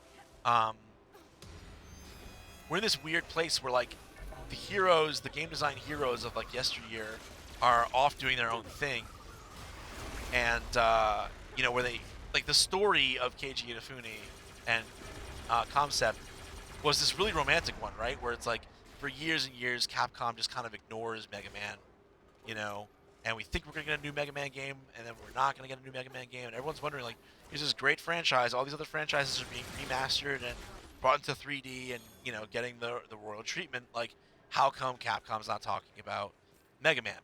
And so, you know, it gets to a point where, you know, everyone just wants to see Inafune-san like move on, and eventually he does.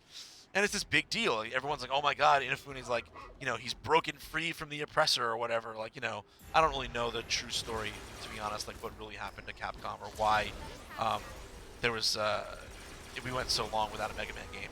But you know, I'm sure it's more complex than we think. In any case, you know, you see that story, and then you want Mighty Number 9 to be amazing, and I certainly wanted it to be amazing. I'm a huge Mega Man fan. But then it's not, and you go to yourself, again, like before I was saying, games are made by teams of people. So you have this moment where you have to ask yourself, like, man, was Mega Man incredible because Keiji Inafune was a visionary, or was Mega Man incredible because Keiji Inafune surrounded himself by super talented people who could make his vision come to life? And where are those super talented people? Are they still around him? Are they still at Capcom? Did they follow him over to Concept? Did they leave Capcom years ago? Is that why there wasn't a Mega Man game for so long? You know, you ask these questions, and it's like, you know, you don't know the answer. And then a game comes out like Mighty Number 9, and you know, yeah, there's that moment of doubt where you go like, I don't know, like, was it, you know, you know, it casts a little bit of doubt, and you wonder a little bit. So it's like, definitely, I wouldn't say that I was like not excited for ReCore anymore. I wouldn't say that maybe go, oh man, ReCore is just gonna be garbage. But I did go like, like, this guy isn't perfect, because no one's perfect, right? No one is perfect. Come on, Mac. Great visionaries can make mistakes. Not every, you know, not every Francis Ford Coppola movie is amazing, right? Like that's not how it works. People are fallible beings. So yeah, did it make me go like, ooh, I hope I don't find out. Like, I hope 2 games in a row I don't have to think to myself like, oh man, like it must have been the people at Capcom, or it must have been the team around him that made Mega Man special. I'll tell you right now, the team around him definitely did make Mega Man special, along with him. But I definitely didn't want to find, like, you know, have it be the case that that was all that it was. Because no one likes to, like, who wants to learn that, right? Like, who wants to like grow up playing Mega Man games and love them with all your entire heart, and then find out, ooh, I'm gonna die. Yep, I'm dead. You can die really fast in this game if you're not paying attention. The game takes the gloves off pretty quickly. So there you go. You thought people before were like, you're so godlike, you never get hit. Yeah, I get hit. But we're definitely at this. This is a weird part in the game too, where things ramp up in difficulty, but you don't have extra tools to kind of deal with it. Like, having a second bot makes a huge difference, because you can just switch them in at any time, and that when they come down out of the sky, that's like an attack that can interrupt enemy attacks. So if a wolf starts rushing you down, I just point at them and just call on my other bot and just stop them dead in their tracks. I don't really have that option right now. But anyway, yeah, so that's kind of how I feel about that. No, I didn't like instantly think this game was going to be bad, but it did make me wonder if this was going to be one of those times where you realize that like a creator that you admired a lot growing up, and who like you felt was infallible, was maybe not what you thought they were. But fortunately, I'm glad to say that's not at all the case. Mighty Number 9 might not have been what I wanted it to be, and ReCore certainly isn't perfect, but it definitely has that touch of. Definitely has. There's definitely a magic here to the way the game plays that that feels distinctly Inafune-san, and presumably the hallmark of any of the talent that he brought over with him from his Mega Man days at Capcom. And I'm happy to be able to say that.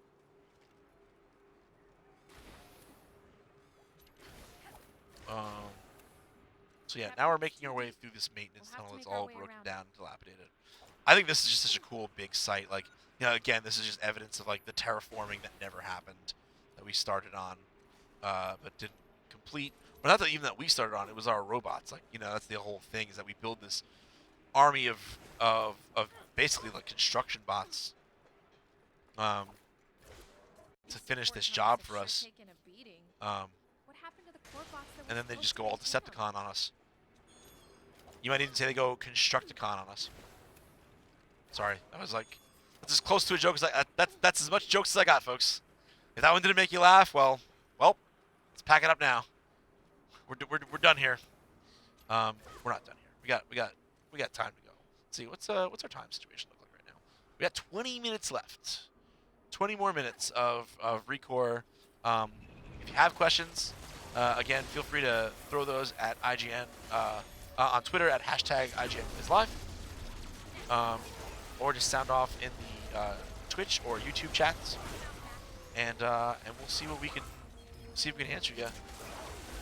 But yeah, I'm just making my way through these early hours of the ReCores with the robots.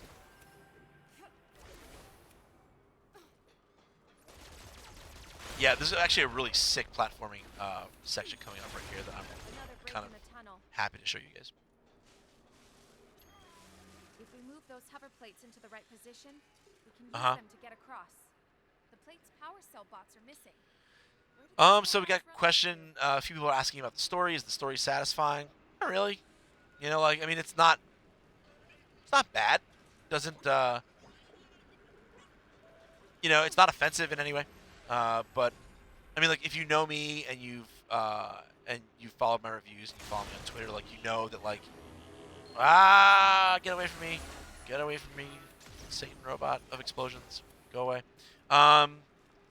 Yeah, then you know that, like, you know, story for me is kind of an ancillary thing.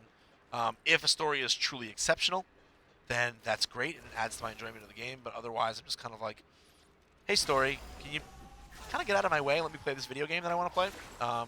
Unless you have something illuminating to say. And I'll say that, like you know,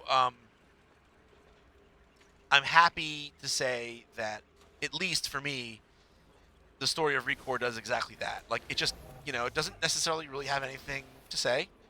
Like, I would say, some people wouldn't agree with this, but I mean, like I'd say, like, 99% of video game stories don't really have anything to say. You know, I think that that's something that I like about ReCore, is that at least it has the good sense to kind of get out of my way with it. You know, like, there's not a lot of story. There aren't tons of cutscenes. I don't sit through, you know, hours and hours of pontificating. The game doesn't try to make me take it more seriously than it needs to be. It doesn't try to be anything that it isn't. So yeah, like, would I say the story is satisfying? No, the story's pretty bare bones and basic. But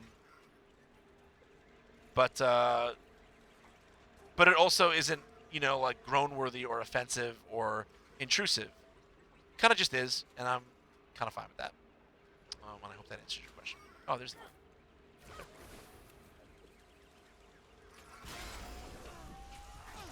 Like, the story's not going to make you groan. You know, you're not gonna watch a cutscene and go, "Oh my god, this voiceover is terrible," or like, "What cheesy writing," or like, you're also not gonna go like, you're like, "What ham-fisted handling of this politically charged issue," or, you know, it does not try to do anything to provide you a framework, a basic framework around which you can go, "Oh yeah, that's the reason why I'm out here collecting things and trying to get to the next objective." And that, like, for me, is totally fine. Is not what I... Okay, onward and upward. Big time story is not what I approach games to, what I expect a game to provide. Unless it's a very certain specific kind of game. Or if the game focuses on that, right? Like, some games are clearly signaling to you, either from the genre that they're in or from the, you know, the way they present themselves, that they want you to care about the story, and the story is a big part of the experience. And hey, that's totally valid. The tunnel is blocked off. And Find then your another story way. better be really good. Your story better be A+. If I'm gonna spend just as much time listening to your story and watching your story as I am gonna be playing your game, then it better be freaking great. You know? Because if it's not, I'm just gonna feel like you're wasting my time. And I feel like you're taking time that I could have spent playing your game, and instead I'm listening to like, you know, B-level movie stuff. And that doesn't interest me. Better watch Does your not step. interest me one bit.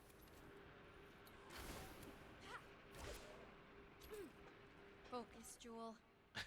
I just love the sense of scale too in this game. Like I feel so tiny. Like even here, like it's amazing. I'm looking down. And I'm like, it's like vertigo-inducing how high up off the ground I am. You know, with all that stuff down there, and this massive piece of machinery that like, you know, that I'm perched atop. And then on top of that, it's like I look higher, and there's like mountains that are higher than where I am, and there's like more mechanical equipment, and then there's you look even higher, there's platforming stuff out there, and then even beyond that, there's like a railing that I can, you know, traverse with my Spiderbot later, and you're like, just the verticality of it, the size of that like stone formation, like the game's sense of scale is really terrific. Like I regularly feel insignificant and like you know, and tiny in this world. That's actually an enjoyable feeling to have when I play video games. It's nice to get lost in something bigger than you. Like that's one of the joys of video games, right? Is that it's a safe way to get lost in something bigger than what you are.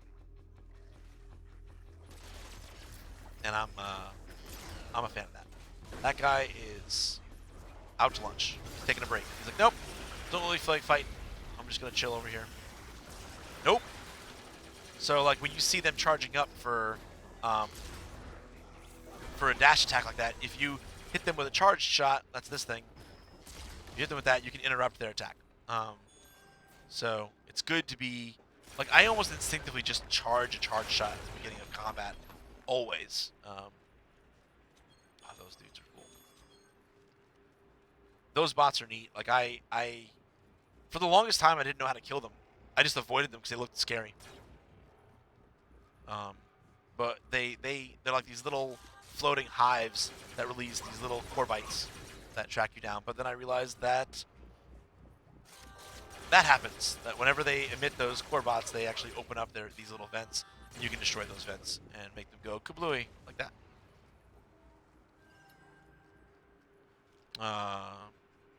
Yeah, so this is the second kind of bigger area. Like the starting area is just relatively small. And then you get the Lonely Basin, that's like the next sandboxy area, and then the next one, which is bigger, is the Cradle, and that's where we're at now. We started over here, and now we're about here, and we still haven't been all the way up to this big, even bigger turbine, or into this big wide open space. Really too much. And like all around us, by the way, like as I'm kind of just going through this, you know, there are side quests that we could be doing, like side dungeons and, you know, little optional bosses I could find. This guy, this is the first green enemy you fight in the game that I remember seeing. It's a big green gorilla type. It's level 7. I'm not dying to mess with him, but you know, we'll do this. Oh, I can instant. Yes, I'm just gonna do it. So if you sneak up on enemies, if enemies don't see you or they're not aware of you, sometimes you're given a chance to instantly extract their core, which just kills them outright. Again, I'm not going to get any crafting components by killing someone that way. So I'm kind of like taking the easy way out in that sense. But I did get a sweet green core, and that green core is going to have blue fusion energy and yellow fusion energy, and probably in great abundance. So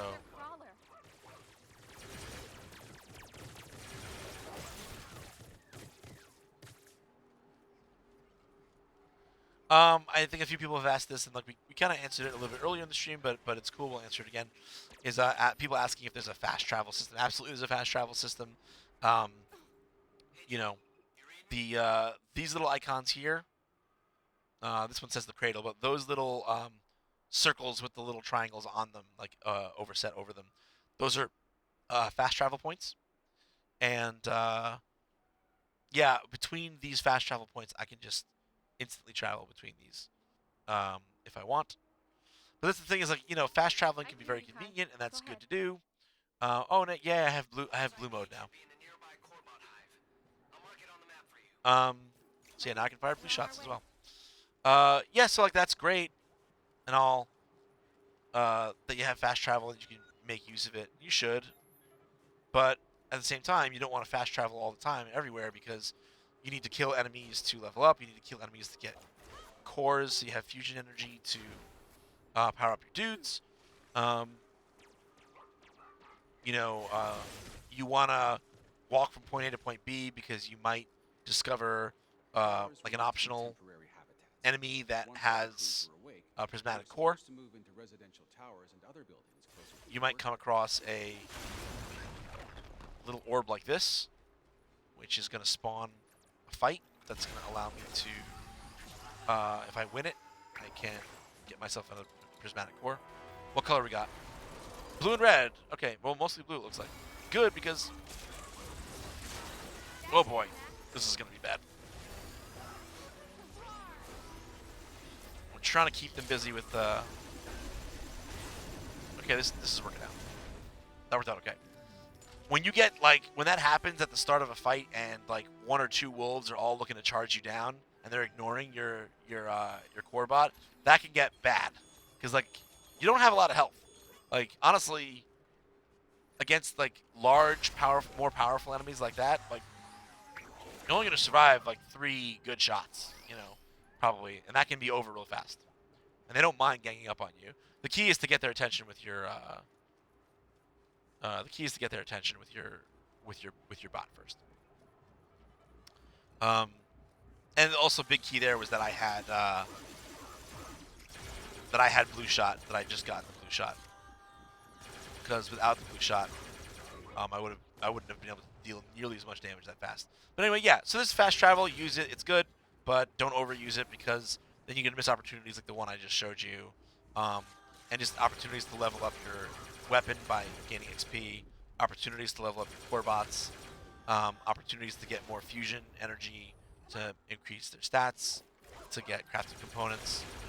It's like I don't want to call ReCore an RPG, but in that regard, it's similar to an RPG where it's like, yeah, you can run by all the battles if you want, and you can, not explore the world and not walk around and engage. But, there's ramifications to that. The ramifications in this case will be that, just like in a lot of RPGs, you'll have an underpowered character and underpowered bots. So don't abuse it. Is what I'm saying. Sounds easy enough. Okay, so Mac is gonna search for some Spiderbots for us to fight. We got this. Right, Mac? Here we got this, no problem. I woke up from a 200-year slumber. I have no idea what happened or why my dad's not here or why the world isn't complete and why the bots went crazy. And I haven't seen a single human being, but I just met you. And I know you told me to just go risk my life to get you a part for your leg, but you know what? I got this. That's not the kind we're looking for. We want the green ones.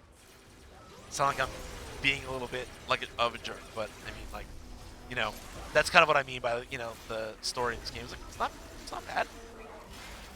It's not offensive. It's just it's very basic and straightforward, and just kind of gee willikers, I know I just woke up from a 200-year cryo sleep, but darn it if I'm not gonna make the best of it. You got the scent, Mac?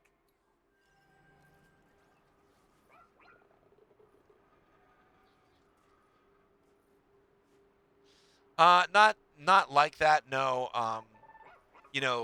There are bots that have different traversal abilities, but they're generally speaking not of the kind that are like they're not gonna make walking around and getting around the world faster per se in the strictest sense of the word. In the case, they are going to help you in the sense that they are going to help you in the sense that oh, I was supposed to kill him, not whoops, not absorb his. Oh well, I'm just gonna have to fight more because when you absorb their their cores, then you don't get the loot. The whole point here is I have to get one of their parts for my new buddy. So yeah, there are bots that like help you traverse areas, certain areas faster. So like in that sense, I guess like kind of indirectly, like yeah. But no, is there like a here's my mount and now I can like go through the world quicker? Like no, that's not that is not a thing Let's get 'em back in the to game town. of ReCore. In the video game titled ReCore, there are no horses, no horsies, or the like. Although I wouldn't have minded a robo horsey. Robo horsies are the best horsies. A wise man once told me. A wise man never told me that. That's not a thing a wise person would say. I don't know. Maybe robot horse would be the best kind of horse. Who am I to say? Maybe in the future, maybe that's the galactic, scale joke on all of us, right? Maybe we are just gonna invent robots. They're just gonna be better than us and everything, and maybe we'll just be fine with that. The hybrid cores were, by definition, more flexible. I hoped, better suited to unexpected changes in mission parameters. Maybe I would be better with a metal arm, folks. I don't know. I'm trying to think that if I could have cybernetic hands and be like godlike at Street Fighter, would I, Actually, you don't need cybernetic hands to be godlike at Street Fighter, really. If I wanted cybernetic hands to be godlike at King of Fighters, is that a thing I would do? I'd think about it. It would definitely be worth thinking about, folks. Definitely worth thinking about. How are we doing on time? We have 4 minutes left, so we are 3 minutes left. We are nearing the end. I just skipped another cutscene. Yeah, so I don't know what the next objective is, but I promise you folks, I'm gonna keep dashing, jumping, and shooting stuff until I'm dragged out of this seat. Just for you.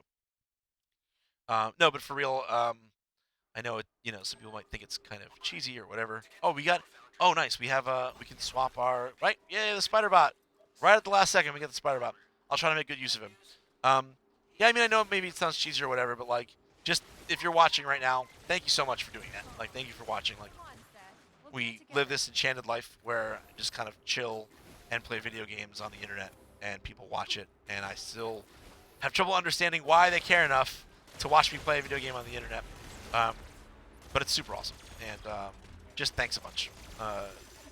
If you guys didn't care, if you guys didn't pay attention, then I wouldn't be able to do what I do. So, really, can't thank you guys enough. Oh god, this guy's gonna thank me right in my face. No, he's not.